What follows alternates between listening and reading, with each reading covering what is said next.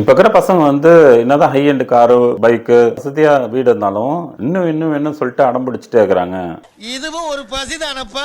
அவங்களுக்காக ஒரு குட்டி கதை. அப்பா என்ன செய்யறாருன்னா, நம்ம எவ்வளவு வசதியா இருக்கிறோம்னு சொல்லிட்டு அடம் பிடிக்கிற பையனை புரிய வைக்கிறதுக்காக என்ன செய்யறாரு, தன்னுடைய சொந்த கிராமத்துக்கு கூட்டு போறாரு.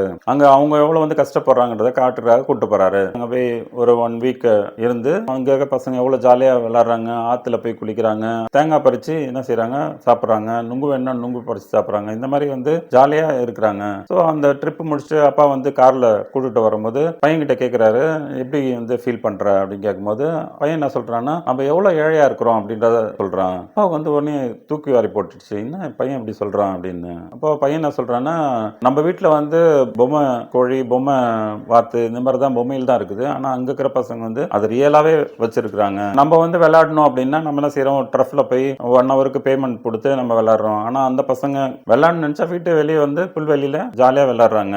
அப்போ அவங்க எவ்வளவு வசதியா இருக்கிறாங்கன்றத அந்த பையன் அப்பாவுக்கு சொல்றான். இந்த கதையில இருந்தானா, அப்பா பையனுக்கு புரிய வைக்கணும்னு நினைக்கிறாரு. பையன் அப்பாவுக்கு நிறைய விஷயங்கள் புரிய வச்சிட்டான். அப்போ இதுல இருந்து நமக்கு என்ன தெரியுதுன்னா, ஒவ்வொருத்தருக்கும் ஒரு பார்வை, ஒரு சிந்தனை, ஒரு எண்ணங்கள் இருக்கும்ன்றத நம்ம தெரியணும்.